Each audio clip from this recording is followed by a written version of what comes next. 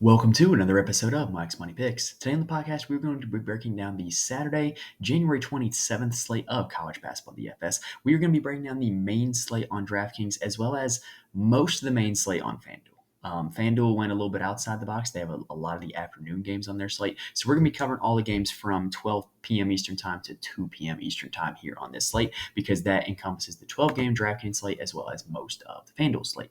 So full disclosure, these Saturday episodes are probably the most difficult for me to do because with it being a 12-game slate, it's a lot of games to research. And, generally speaking, it's a 12-game episode with that much to research. I don't want to shortchange any game, but there's some research and some stats that get left on the cutting room floor just in name of making the episode a little bit shorter and making it a little more digestible. So kind of difficult slate to break down for me, and I didn't want to expand it for more games to get the full FanDuel slate in there. So here's what I will say. If you want my full thoughts on the rest of the four games from the FanDuel slate or the afternoon slate of DraftKings or the night slate on DraftKings, make sure that you join the Fantasy Corner Discord. Link is in the description on YouTube as well as on the audio feed. Basically, we'll be in there all day, chopping it up, talking plays, talking strategy, talking lineups on the Fantasy Corner or in the Fantasy Corner Discord with a whole lot of other guys who are really smart talking college basketball as well. And then also, I will be doing my full regularly scheduled Patreon articles for the night and the afternoon slate as well as for the full FanDuel slate. So that's kind of what we got here. The 12-game DraftKings slate is what you're going to get from this episode. If you want anything else, Fantasy Corner Discord and the Patreon are both open and available to you. All right, so without further ado, like I said, I don't want to make this episode too long. So let's go ahead and dive into this 12-game slate with game number one, the world's largest indoor cocktail party. All right, so you college football fans will realize what I did with the game there because Georgia versus Florida in football is the world's largest outdoor cocktail party. So the world's largest indoor cocktail party has to be Georgia versus Florida basketball, right? Not exactly that exact word like that. Anyway, we've got ourselves a nice 12-game slate here. Let's go ahead and dive in. Also, looking at the contest, DraftKings gave us a mini max for this slate, which is big because that is a huge prize pool, 150 max entries. Obviously, if you want the best chance to win it, you're going to want to max enter that, which is kind of tough for a lot of you guys that play on a budget like I do. I'll definitely have a few entries in it, but I'm certainly not going to go a full max 150. All right, so let's go ahead and talk about this Georgia versus Florida game. So this is the highest total of the slate projected according to KenPom. KenPom has this game projected to finish 83-76 in favor of Florida, giving Florida the highest team total of the slate, and making this a very appealing game to target. Now the downside is that these are two decently difficult teams to target. So it's not exactly like super easy, but there's ways to get to it, right? So in conference play, Georgia has really kind of concentrated more of their usage around the Jabri Abdur-Rahim as well as Silas Demery Jr. On FanDuel in particular, I think Jabri Abdur-Rahim is a bargain. You look at what he's been doing lately. He has been taking a ton of shots. His usage rate has really increased in conference play. He's taken a ton of threes as well. And when he is hot, he gives you a game like he had against Kentucky where he put up 43 fantasy points. So I think Jabri Abdur-Rahim is a really solid play. Silas Demery is a guy who generally puts up a lot of peripheral stats, which he hasn't done a whole lot of lately, but the potential is there. And in a pace-up game, a game that's going to be played at a fast tempo, the chance is there for a lot of those peripheral stats, which he kind of did against Kentucky, where he put up 22, 2, and 4, had 35 fantasy points. So those would be the two guys that I would be really centering my lineups around for the Georgia side. Russell Chewa is also interesting. He is their primary center. He has shown a legitimate ceiling. He had 35 fantasy points against Missouri, 32 against LSU. Like, the potential is there. I don't think he's just a guy you can just immediately cross off and dismiss. Outside of that, it's a great game environment for all these guys. Justin Hill and Noah Thomason, as well as RJ Melendez, can all have spike games. And I don't think that, if you play enough lineups, I think you should eventually get them in maybe one of your builds. But they're not guys that I'm going to be featuring heavily, but they're all guys that do have legitimate ceiling potential, especially in this pace-up environment. Now, why is it a pace-up environment? Because the Florida Gators play at a really fast tempo. So on the Florida side, you've got three guys over 7K on DraftKings: Tyrese Samuel, Walter Clayton Jr., and Zion Pullen. And that makes them really difficult to all get there together, I probably wouldn't stack them together if I'm being honest. Maybe I could see myself stacking Pullen with Samuel. I think Pullen is the more stackable piece because he does have a higher assist rate, but like Pullen hasn't really shown that high of a ceiling this year. Only once in his last 5 games has he been over 30 fantasy points. Clayton does have potential for a little bit more of a ceiling game, but still, he's in the same boat. 2 of his last 6 games has gone for over 30 fantasy points. He's just been down shooting, and so I do think if he does have some shooting regression, he could end up, hitting it big. Tyrese Samuel is a guy that I think will probably be my favorite of the big three for Florida, just because he does tend to have more ceiling games, and those ceiling games tend to be bigger than the other 2 guys. After that, like they're really tough to target. Like every now and then you'll get a random Will Richard game, like he had against Mississippi State where he put up 45 fantasy points. Every now and then you'll get a random Riley Kugel game, like he did against Arkansas where he had 34 fantasy points. So kind of like with the bottom tier Georgia guys, those are guys that I think if you play enough lineups, you should get them eventually, but not guys that I'm going to be looking to feature in my core or like center my lineups around. Now, the next game is going to be Nebraska taking on Maryland, a battle in the Big Ten. KenPom has this one projected to finish as 70-69 in favor of the Terps. Now, on the Nebraska side, Juwan Gary is the big question mark. He was listed as available in their last game against Ohio State, but he ended up not playing. So it's really weird how that ended up working out. That leaves his status for this game, in my opinion, totally unknown. I have no idea what's going to happen. Now, in his absence, though, what you have seen is a few things. First, you saw a Rank Mast ceiling game. Rank Mast ended with 60 fantasy points against Ohio State. He was able to get more rebounds and assists and higher usage rate because of Juwan Gary not being involved in the offense. But I don't think that's something that's going to happen again. Guys don't tend to have ceiling games against Maryland because Julian Reese is a really good interior defender, and Maryland tends to play rock fights. So I don't think this is the best spot to go back to Rank Mast. You've also seen Josiah Alec get the start in place of Juwan Gary, but he hasn't really done a whole lot with it. His high in doing so is 23.75 fantasy points. And then CJ Wilcher and Jamarcus Lawrence have had bigger minutes and usage without Gary. And, this game against Maryland, it's not going to be played at a super fast tempo. It's not going to feature a whole lot of scoring. So those guys with a lower price tag might have a better chance at hitting value than some of the other more expensive Nebraska guys. Now, on the Maryland side, look, you got to like Reese and Young, right? Like they've been guys that we played time and time again, and they rarely let us down. Like they're just really solid plays that they've had incredible usage. And then both can get to 4x value together. In fact, they did so in their most recent game against Iowa. Now, if you're thinking, well, Mike, that's against Iowa. Everybody scores 80 points against Iowa. Not really. They only scored 69 points as a team in that game, and both Reese and Young got to 4x together. I think they're both good plays. I think you can play them together. I think you can play them separate. I just think they're really good plays in pretty much any environment as long as they stay at their current price tags. Now, if you're looking to pivot from them, Dante Scott is an option. I think he's actually at a really good price on FanDuel as well. He's a little cheaper. And he's playing a ton of minutes. He's played, 33 minutes at least in his last 2 games. He's seeing a decent usage rate. He's kind of the third wheel to Reese and Young. And so if one of those 2 guys were to ever get in foul trouble or heaven forbid, get hurt or something like that, like you could see a big game out of Dante Scott. I feel the same way out of Deshaun Harris-Smith and Jahari Long. Those are guys who can have potential for high usage games, but it doesn't happen a lot when Reese and Young are both healthy and playing. Next game up is going to be Kansas State against Houston, and on a 12-game slate, obviously you can't play somebody in every lineup from every single game. This is one you can just take a Sharpie and put a big fat red X over. It is projected to finish as 70-54 in favor of Houston for a total of only 124 points, which is the lowest on the slate. Kansas State, in general, hard pass for me. This is a team who has been struggling offensively, and now they get to play Houston's defense and also Houston's slow tempo at Houston. Just a bad combination. If you were to try to make an argument for anybody, Tyler Perry's only 6,500, and he has an insane usage rate lately. Like he really has had the ball a lot. It's trending more so that this is a Tyler Perry-led team as opposed to a Cam Carter-led team, and he's only $6,500, but it's still not there for me. Dorian Finster has played a lot of minutes lately as well. 2 of his last 3 games, he's played 20 minutes and put up 15 fantasy points. And at $3,700, that'll get there. But it's against Houston, and I don't really like it. So, yeah, that's really all my interest for Kansas State.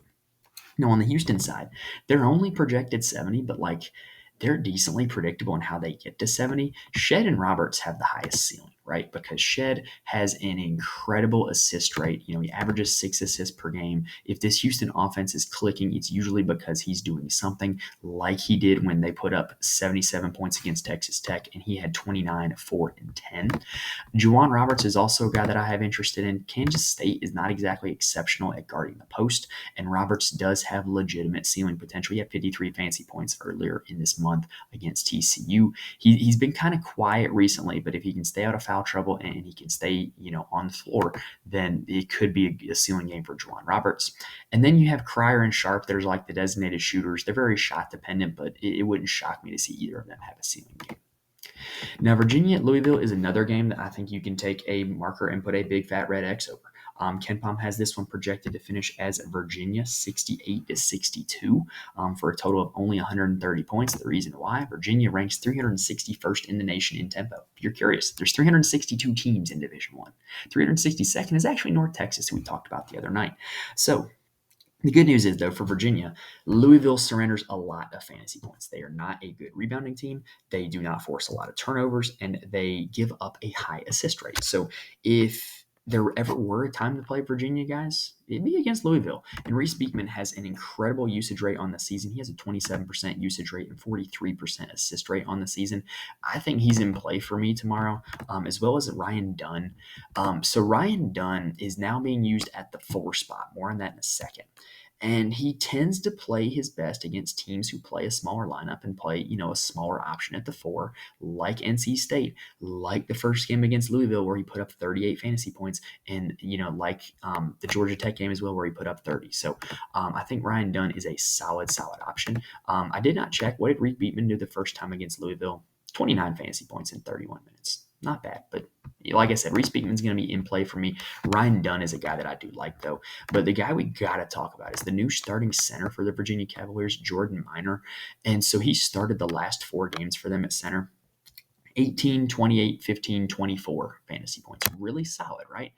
But now he's up to $5,800, and I think that price tag is a little bit too rich for my blood. Like, you look at what he's done, and now for this price tag, he's only had 2 games that were 4x, and he has not had a game yet that is 5x at this price tag. So, I think he's a solid player. I think he's going to continue to develop well, but I kind of think this price tag is a little bit of an overreaction, and I would prefer him to see it 5,000 even as opposed to 5,800. However, I think a lot of people are going to feel like I do because we're used to paying $4,000 to get this guy, and so maybe he goes lower owned. Maybe he's a sleeper pay. Look, we've seen centers go off against Louisville this year, so it wouldn't shock me if he has a big game, but he's not the supreme value that he was a week ago. Now, on the Louisville side, like I said, Virginia's a really hard team to target guys against. Brandon Huntley Hatfield might get a little bit of interest from me just because he kind of has turned into the garbage man offensively, getting a lot of offensive boards, seeing a decent usage rate in doing so, and kind of filling the stat sheet that way. But he's a little expensive for where I would like him to be at. And then Curtis Williams is the guy that I would consider also. He's only 4,700. He's playing a lot more minutes now than he was, and he does have legitimate potential. He's had 2 25 fantasy point games earlier in the season. In fact, I do believe one of those was against Virginia. No, he had 16 fantasy points against Virginia. Now, heading to the next game, we've got Georgetown taking on Providence, and Georgetown is a team that has been really kind of interesting to target all season long. They have, some kind of predictable tendencies, but also kind of not. This game is projected to be 79-65 in favor of Providence. So Providence is one of the higher scoring teams on the slate. Georgetown, they've kind of centered their minutes in the last 3 games. Though what they've done is they've played Epps, who's their point guard, a ton of minutes. Dontrez Styles and Jay Heath have also played a ton of minutes. So with Georgetown, those 3 guys are going to be out there on the floor. And Epps has an incredibly high usage rate. He also has an incredibly high assist rate, so he's a very stackable piece. Supreme Cook is a guy that I wish he played more minutes. Like, he is really good when he gets minutes. Like, you look at his last 5 games, anytime he's played more than 26 minutes, he scored 30 or more fantasy points. So if you told me right now he was going to get 30 minutes, I'd have him in my lineups, but I don't know if we can guarantee that. Also, one thing that's interesting is Providence has seen a trend of guys who are off-ball guards have done really well against them. So I do think that does draw a little bit of my interest to Styles as well as Heath. The reason why that works is because Devin Carter defends the point guard spot, and he is such a good on-ball defender that it kind of creates this situation where the point guard is passing more than shooting. And so Devin Carter, he's been incredible in his own right offensively, though. So everything with Providence revolves around the injury to Bryce Hopkins. He's now been injured for 5 games now. And in those 5 games, Devin Carter has been over 45 fantasy points in 3 of them. That's 5x value for his current salary. I think he's a really solid play in a game where Providence should easily put up 75 points. I think he's an absolute smash play and one of the top plays on the board. Now, also in those 5 games, Josh Aduru really struggled the first 2, but he's been over 35 fantasy points in 3 straight. I think you can play both these guys together, honestly. And I think that's a pretty solid combination of a dynamic duo that you can play. There's a few duos like this on the slate. We've already talked about Reese and Young. We've talked about Carter and Aduru. We're going to talk about another one of my favorites here a little bit later. But I think both those guys can be played together individually or just a part of a game stack as well. Now, what you've also seen is Jaden Pierre has been between 21 and 28 fantasy points in all 5 games since the Bryce Hopkins injury. I think he's a solid cash game play, but the ceiling hasn't really been there. Speaking of the ceiling, though, Ticket Gaines had a ceiling game against Seton Hall where he shot 5 for 7 from 3, put up 40 fantasy points in that one. I don't necessarily want to chase that, but he's at a very reasonable price tag where he doesn't even have to get you all 40 of those fantasy points to pay off value in a game where Providence is projected 79 points. Next up is Seton Hall taking on Marquette. KenPom has this one projected to be Marquette 77-69.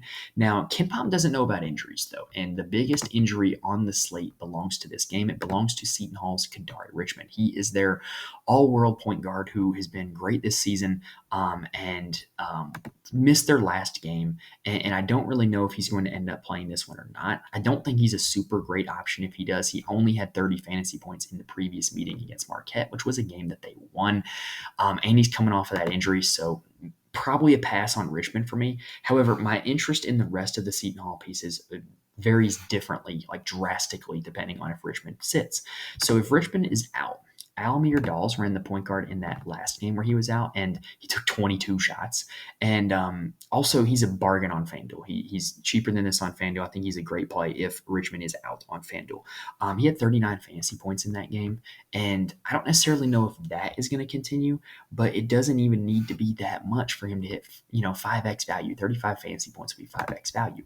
And what you also saw in that last game was Isaiah Coleman moved into the starting lineup. He played 32 minutes and put up 24 fantasy points. I think he's a really solid option as well. I would consider him close to a lineup lock if Kadari Richmond is out. But the problem is with this game starting at 1 p.m., you really need to have a contingency plan if you plan on playing Coleman and Richmond does end up suiting up. I think just the math supports playing Dawes and Coleman, though. Combined, they're about 11K. And combined, for the season, Richmond and Dawes average 60 fantasy points per game. So if you kind of extrapolate that a little bit into now Dawes and Coleman, 60 fantasy points out of guys that cost a combined 11K, that's well over 5x value. And I think that's a really solid mathematically based play. Now, don't ignore Dylan Adewusu, though, because he took 13 shots in that game against Providence and missed all 13 of them. That's really hard to do. And he still put up 16 fantasy points. So let's just say he went 5 for 13. Well, that's at least 26 fantasy points. So Adewusu, I do think, is in play for me as well. Again, if Kadari Richmond is out. We have targeted bigs against Marquette all season long as well. Jaden Bediako could be a guy who could take advantage of that. He only played 23 minutes last time against Marquette, but put up 19 fantasy points.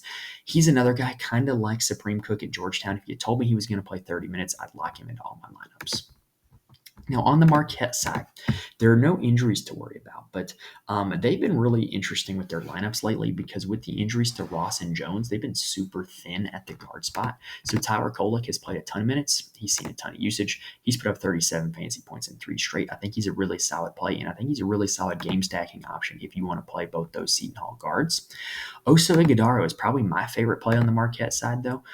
He has been over 40 fantasy points in 2 of his last 3. He also put up 45 fantasy points the last time they played Seton Hall. And we've targeted bigs against Seton Hall all season long too, mostly because of that Oso Ighodaro ceiling game that we got. So Oso will definitely make my player pool, and he's definitely going to be in some of my lineups.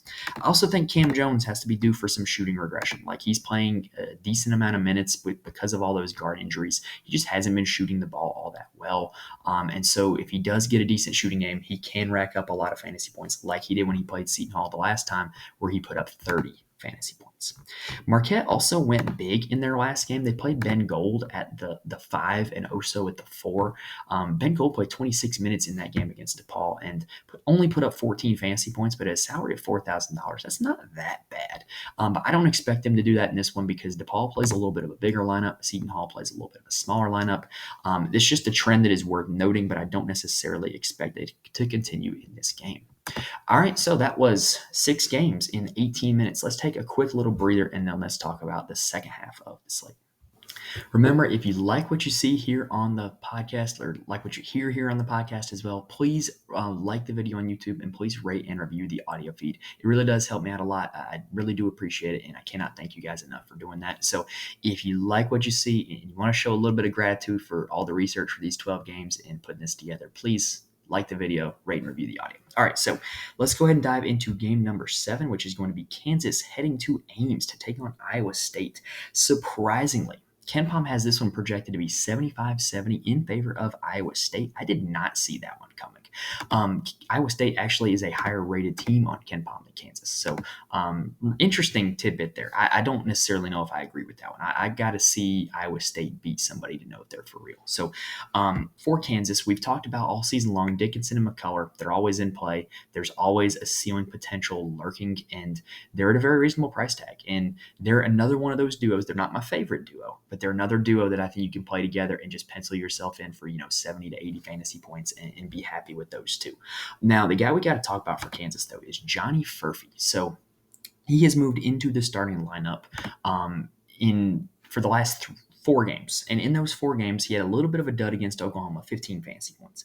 But since then, 32, 27, and 42 fantasy points. He has been great. Over 27 in all 3 of those starts. And he's now $6,500. And I think a lot of people are going to look at him and be like, wait a minute, we have to pay $6,500 for Johnny Furphy? Well, he's been playing like a $6,500 player his last 3 games. In fact, arguably more than that. And the usage is there. He's had a legitimately decent usage rate. He's had over 18% in 3 of those last 4 games as well. So, I'm willing to pay that price tag, and I'm hoping that others are not, because I think that he is legitimately good at basketball, and I think that it's a very reasonable price tag for what he's been doing just in his time as a starter. Now, on the Iowa State side, boils down to one question: Lipsy or Gilbert? I'm really not interested in anybody else on this team, if I'm being honest. To me, that's what it boils down to, is these two. Gilbert has been the better play as of late. He's had 34 and 39 fantasy points in the last 2. Keep in mind, Tamin Lipsy left the TCU game, or did not play in the TCU game. So, a little bit of a boost for Gilbert for that reason. But Lipsy has also kind of struggled a little bit in conference play. He did miss that TCU game, like we just said, but he's only been over 30 fantasy points in 1 of his last 5. But if you look further back, he's got legitimate 50 fantasy point ceiling. He's done 40 multiple times, and the usage rate is still there. The shots are still there. He just hasn't been hitting. So if you're looking to buy in on some shooting regression, I don't know if there's a better candidate out there than Tamin Lipsy. And like I said, I think these are the only 2 guys I would play from this Iowa State side, and I probably would only play one of them. I think it would be a nice little game stack to combine with Furphy or McCullough or Dickinson to play one of these Iowa State guys. Next up is Texas Tech heading to Norman to take on the Oklahoma Sooners. And KenPom has this one projected to be Oklahoma 73-69. Look, I've watched both these teams because as a Texas fan, both of these teams have played Texas already. Texas Tech, I think, is better than Oklahoma. That's just from what I have seen. And so I kind of think Texas Tech's going to win this game. Anyway, 73-69 is the projection in favor of the Sooners. For Texas Tech, they are now playing a super short rotation. Really, only their top 6 guys are even playing legitimate minutes. I guess you could say top 6. So that's really the only guys that are playing. And Pop Isaacs is the guy who's been who's been getting like the lion's share of the usage. He's been over a 32% usage rate in each of his last 2 games. Put up 51 fantasy points against BYU. Against Houston, which is a tough matchup, only 23.5 fantasy points. But this matchup against Oklahoma is not Houston. Now, this Oklahoma team just did give up a lot of fantasy points on Wednesday night to Dylan Dessou of Texas. So why not try to target a big again and go with Warren Washington of Texas Tech? He got 12 shots in their last game against BYU, put up 35 fantasy points. So there's a legitimate ceiling there for Warren Washington. And then Joe Toussaint has kind of been like the Robin to Pop Isaac's Batman. So like if you're looking to fade Pop Isaacs, Joe Toussaint might be the guy to go with. But he's really struggled shooting lately, 1 for 10 in his last game against BYU. If he has a solid shooting night, he can do what he did against Texas and put up 29.5 fantasy points. Now, on the Oklahoma side, look, this is a super frustrating team to target. Maybe they're like right behind Louisville and Kansas State in terms of like teams I'm least likely to target on this slate. Like they're really hard to pin guys down against because their usage is so spread out and all of their guys are like decently expensive, and which makes it really hard for them to get there, and they don't get there consistently. In fact, against Texas on Wednesday night, nobody in Oklahoma's rotation put up over 4x value against the Longhorns. Yes, you heard that right. None of the Oklahoma Sooners hit value Wednesday night against Texas. If you played an Oklahoma guy against Texas, you probably just instantly did not have a winning lineup because of that. So who do we target in this game? Well, Jalen Moore has been seeing more and more usage as conference play has gone on. He came close to getting 4x against Texas. He had 23 fantasy points on a $6,000 salary. I don't think he's a terrible play. Milos Uzan puts up a lot of peripheral stats. I don't think he's a terrible play either. The other interesting development is that John Hughley is starting to see significantly more minutes over Sam Godwin. Hasn't really turned it into a big fantasy performance yet, but it will eventually down the road. Next up is my Texas Longhorns taking on the BYU Cougars. And look, it has been a great week for Texas. They had 2 season-saving victories at home against Baylor and on the road against Oklahoma. And they're going to need to try to do it again here against BYU, who's another team that I'm not convinced they're that good. I think they might be, but I don't know if they are just yet. So we're going to see in this game if they are. KenPom has this one projected to finish 79-71 in favor of BYU. Definitely home court advantage, I think, playing a little bit of a factor there. With Texas, they're a pretty simple team to target, in my opinion. They have been playing in the last few games through Asmus, Dessou, and Hunter. And all 3 of those guys have been seeing a ton of minutes, a ton of usage, and a really solid fantasy output from the last few games. Dylan Dessou probably has the highest ceiling. He had 43 against Oklahoma and 50 fantasy points against Cincinnati. Tyrese Hunter is a little more up and down, but what I like about Hunter in this game in particular is I think Texas has a distinct athleticism advantage in this game, and Hunter is a guy who can take advantage of that because he's a really good athlete at the 2-guard spot. Dylan Mitchell is another guy who has been pretty solid lately. His usage rate has gone down, but his high rebounding rate has still allowed him to hit value, even though he's not taking a whole lot of shots. And again, he's another guy that I think will have an athleticism advantage against this BYU front court. And what I see happening is Texas going to pick and roll a lot with Dessou and Mitchell on the roll and making these BYU bigs come out to the perimeter and guard them. And I see them being really successful at it. And if BYU decides to go drop coverage, that would lead to a lot of open jumpers for the guards. So I could really just see any between Asmus, Dessou, Mitchell, and Hunter. Any of them could have a big game in this one, depending on how BYU decides to defend it. Now, also with Texas, it's worth noting Ithiel Horton has moved into the starting lineup for the last 3 games. However, only one of those was any good. He had 30 fantasy points against his former team, UCF, and a combined 12 fantasy points since. What's interesting to note, though, is that Kendall Weaver played more minutes than Ithiel Horton last game. Kendall Weaver played 28 minutes against Oklahoma, took 8 shots, which is pretty solid for a guy in his role, and put up 21 fantasy points. I think he's one of the better value plays on the slate. He's a guy that Rodney Terry has really seemed to take a liking to. He's kind of a glue guy that doesn't need the ball in his hands, will make plays defensively, is a really solid defender. And I think he's a pretty solid play at 3,600. Like, there's a lot of guys on this slate that are down there at that price tag that just aren't even going to see the floor.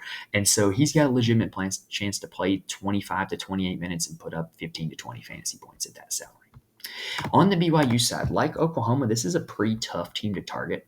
On the season, nobody on this team averages more than 30 minutes per game, which is like an insane stat.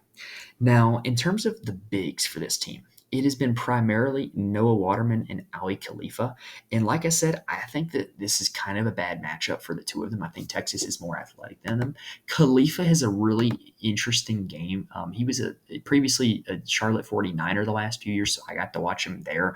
They call him the Egyptian Jokic at Charlotte just because that's kind of who his game is modeled after. And he does have a chance for ceiling games, but I don't think this is the best matchup for him. Waterman is kind of the same way. He plays a little more minutes than Khalifa. He's been really good in his last two, putting up 28 and 30 fantasy points in those last two games, but I'm not really interested against this Texas front court. And the backcourt with BYU, like, it's just pretty darn random who's going to end up going off between Hall, Nell, Johnson, Saunders, and Robinson. Personally, I think Jackson Robinson might be my guy. He is actually leading the team in usage on the season. He is now playing more minutes. He's played over 30 minutes in his last three games. And it hasn't really translated to a big time fantasy day, but all that's done is just kind of depress his price tag a little bit and keep it down. So I think he would be the BYU guard that I like, but bigger guards tend to do well against Texas, and he's one of them. But I think I could see any one of those guards for BYU going off. I just don't really care to try to predict which one. Next up, we have West Virginia taking on Oklahoma State. KenPom has this one projected to finish 73 to 68 in favor of Oklahoma State. And I got to be honest, this could be the game where like you check your lineups at like 3 o'clock and it's like, holy cow, there was that many points scored in West Virginia, Oklahoma State. Like, I could see this being a game that just goes crazy. Just kind of a gut feeling. The only thing that concerns me is that West Virginia is a significantly better team at home. They score a lot more points at home. They shoot the ball a whole lot better at home. So they're going to have to fix that if they want to contend in this game. But the good news is for them is they got Jesse Edwards back. And Jesse Edwards is a guy that doesn't need a whole lot of usage to score a lot of fantasy points because he does so much with rebounding and block shots that he gets points. Now, against UCF, he did not actually play in that game, but he was available. He went through warmups, and all indications that I have read are that he's expected to play against Oklahoma State. So it obviously, like, it wouldn't shock me if come 2 o'clock he's listed as out, but he's expected to play in this game.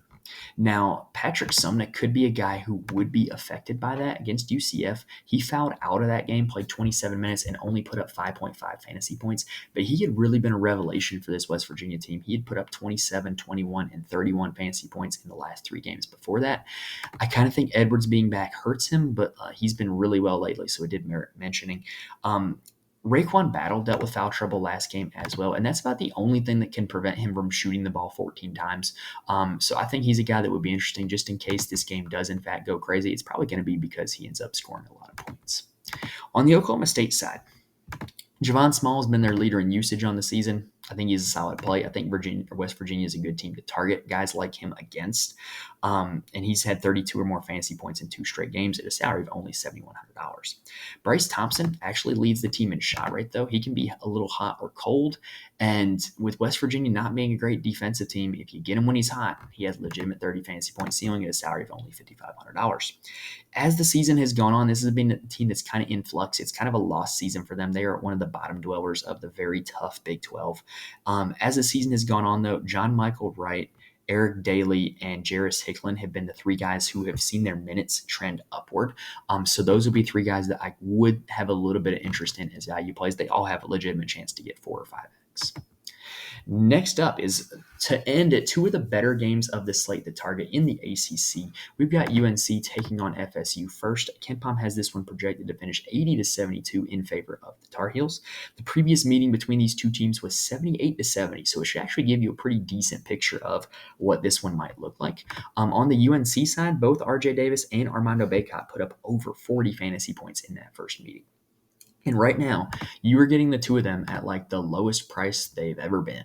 Well, maybe not RJ Davis because he was $7,500 against Wake, but this is a really low price for these 2 guys, and they both have the potential to put up 40 fantasy points each. So really, you could get 80 total fantasy points out of these 2 guys at a salary of $15,000. This is probably my favorite duo play of the slate. We talked about Reese and Young. We talked about Kolek and Iguodaro, I think, was the next one. Dickinson and McCullough as well. I know there's probably one I'm missing, but this is one of my favorite duo plays of the slate, and they can definitely get there together or separate or as part of a game stack or just as a one-off play. I really like Davis and Baycott for this game. Now, if you're looking to pivot off of them, though, Harrison Ingram would be your guy. He has a really high rebounding rate, and he tends to do his best when Baycott is off of the floor. And then Cormac Ryan and Elliot Cadeau, I think, are just solid stacking partners. Like in the first meeting, Cadeau had 16 fantasy points and Ryan had 20, which is not terrible. But like if UNC ends up getting to 80 points, you got to feel like some of these other guys other than Davis and Baycott are going to get there as well. And those two are going to play a ton of minutes. Now, on the FSU side, Jameer Watkins was really the only guy to have success in their last game against Carolina. He had 32 fantasy points in that game, and he's been really good lately. He had 49 fantasy points against Syracuse. He has a really high usage rate. He's a really tough matchup for other teams. He's probably my favorite play on this side, and he's probably most likely to get there in a game stack type of lineup. Now, what you've also seen since that Carolina game, though, is FSU's kind of retooled the rotation a little bit. They've gotten a little more consistent.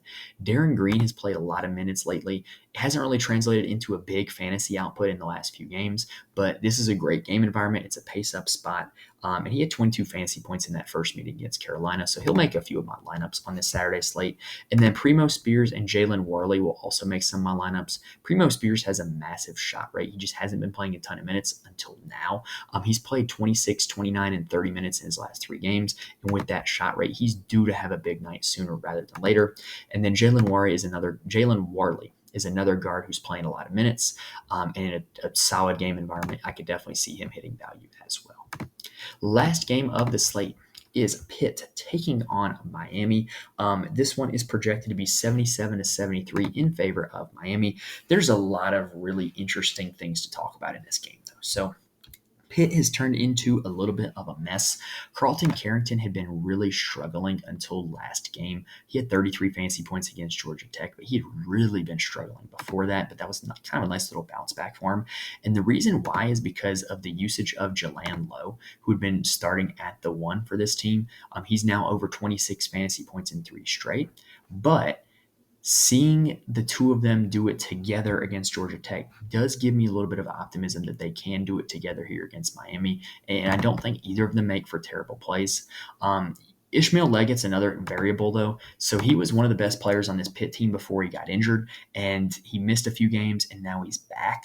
And he really hadn't reached his full potential since he got back. But against Georgia Tech, he saw his normal minute load, 29 minutes, and he saw his normal usage rate, 27%. It only turned into 22 fantasy points because he was 4 for 11 from the field. But he's got a little bit of upside, in my opinion. And if he does get back to his full self, playing 30-plus minutes a game, seeing 25+% usage, I think he's a really solid option. And then last bit for this Pitt team, Blake Henson has been largely unaffected by the changes in the rotation. He is what he is. He's a good rebounder. He's a solid power forward in college. His shot rate can vary game by game, but he's a solid rebounder, and he's going to play a lot of minutes. Federico is also now the starting center for Pitt. He has now surpassed Guillermo Diaz-Graham. Doesn't get a lot of shots, but he's the starting center, and we've seen starting centers go off against Miami before. So he's worth a look, in my opinion. On the Miami side, another team with some interesting tidbits. So last game, they started off by moving Keyshawn George into the starting lineup, and he played 36 minutes and put up 29 fantasy points. It's really good. They also moved him into the starting lineup in place of Bensley Joseph. However, what immediately happened was Matthew Cleveland got hurt after playing 11 minutes in that game, and you saw a lineup where Bensley Joseph played most of the game with Keyshawn George in Matthew Cleveland's spot. Joseph ended up playing 30 minutes and putting up only 18 fantasy points. So I don't know what the status of Cleveland is going to be for this game, but if the intent was to start Keyshawn George, I kind of want to go back to him. And I think he's kind of worth going back to for that reason. If Cleveland is out, I think George is an absolute smash play, and I think it makes the entire rest of the Miami starting 5 a smash play. If the intent was to bench Joseph, which is what they did start off the game by doing, then that would lead to more on-ball usage from Nigel Pack and Wooga Poplar. So I think they're intriguing as well. But if Cleveland is active, that kind of throws a little bit of a wrench in that also, because then that would if Cleveland is inactive, that throws a wrench in it because that would move Joseph back into the starting lineup. And there's a lot of scenarios here with this Miami team. The one scenario we did see, though, was that with Cleveland out, Norchad Omier had a ceiling game against Notre Dame. He had 55 fantasy points. It's not shocking, though, because Matthew Cleveland has a really high rebounding rate. And so Norchad Omier was able to get his double-double with Matthew Cleveland out of the lineup and grab a lot of boards. And so if Cleveland's out, I think that George and Omier would be the two biggest beneficiaries from that. All right, so that was a nice little summary for that Miami team there at the end. So that does it for the Saturday, January 27th, college basketball DFS slate on DraftKings. Again, that is the DraftKings main slate that we just went over. If you want to know my thoughts on the full FanDuel slate, which is only missing 4 games, and the DraftKings afternoon and night slates, there are a few places you can get that. There's a few places where you can get more information from me in general. First off, follow me on Twitter at Mike's Money Picks. Join the Fantasy Corner Discord. It's a blast to be a part of. There's a lot of smart people in there who are talking college basketball DFS all day long, talking plays, talking strategy, and then sweating it out together. It's a lot of fun. If you're looking for people to talk DFS with, I highly recommend it. And then I do write an article for every college basketball DFS slate to my Patreon, patreon.com/Mike's Money Picks. I profile my core plays as well as pretty much my lineup strategy and attack strategy for the slate. And so those are the places where you can get more from me. That pretty much does it, y'all. If you like what you saw here on this video or on this podcast, please like the video, rate and review the podcast, and subscribe to the channel. Subscribe to the audio feed as well. If you're subscribed, you'll be with us for the rest of college basketball season, which I hope to be back on here tomorrow night to talk about the Sunday slate, which is not something that we've gotten to do yet this season. So make sure you subscribe so you can be back with us. Hopefully I was able to give you guys a lot of information that is going to help you build some winning lineups on DraftKings and FanDuel tomorrow. Best of luck to you guys on tomorrow's DFS slate. Thank you guys for watching and listening to this point, and I will see you next time.